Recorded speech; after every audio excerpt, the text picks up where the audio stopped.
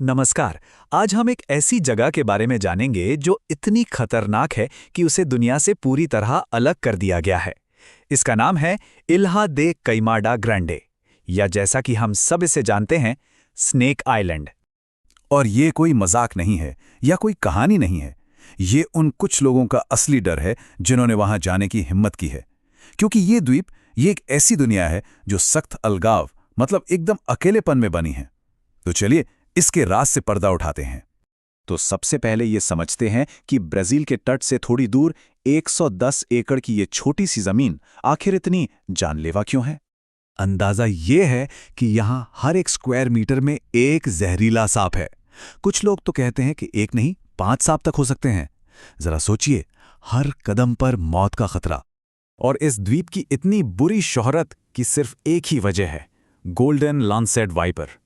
एक ऐसा सांप जो पूरी दुनिया में और कहीं नहीं मिलता, सिर्फ यहीं मिलता है।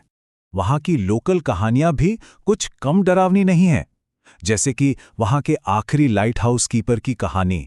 कहते हैं कि वो और उसका पूरा परिवार मारा गया था। आज वो लाइट हाउस पूरी तरह ऑटोमेटिक है। तो सवाल ये उठता है कि आखिर ये डरावनी दुनिया बनी कैसे? इसका जवाब किसी पुरानी कहानियों में नहीं, बल्कि हजारों साल पहले हुए भूवैज्ञानिक बदलावों और समय में छिपा है। हुआ ये कि करीब 11,000 साल पहले जब आखिरी आइस एज खत्म हुआ तो समंदर का पानी बढ़ने लगा और इस जमीन का टुकड़ा ब्राजील की मुख्य भूमि से हमेशा के लिए कट गया। एक तरह से यह जगह कुदरत की एक बंद लैब बन गई जहां सांपों की एक आबादी फंस कर रह गई। अब सोचिए, इस द्वीप पर जमीन पर कोई शिकार नहीं था और ना ही इन सांपों का कोई शिकारी था। तो उनके पास बस 2 ही रास्ते थे, या तो खुद को बदलो या फिर खत्म हो जाओ। इसी मजबूरी ने उन्हें उनके जमीनी रिश्तेदारों से बिल्कुल अलग बना दिया। इस अकेलेपन ने इन सांपों को सिर्फ बदला ही नहीं, बल्कि उन्हें एक परफेक्ट बेरहम शिकारी बना दिया।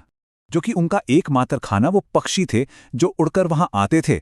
इन गोल्डन लॉन्सेट्स ने शिकार का एक अनोखा तरीका विकसित किया। वो पेड़ों पर चढ़कर इंतजार करते और फिर पलक झपकते ही हमला कर देते। और इसी विकासवादी दबाव का नतीजा सच में हैरान करने वाला है। इन सांपों का जहर मुख्य भूमि पर मिलने वाले अपने रिश्तेदारों की तुलना में 5 गुना ज्यादा शक्तिशाली हो गया।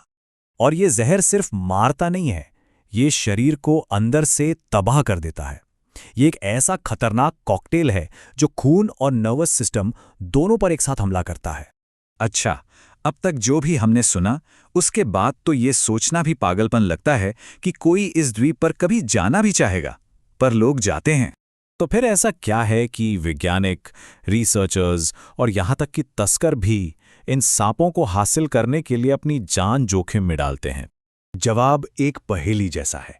जो जहर जान ले सकता है, वही जहर जान बचा भी सकता है।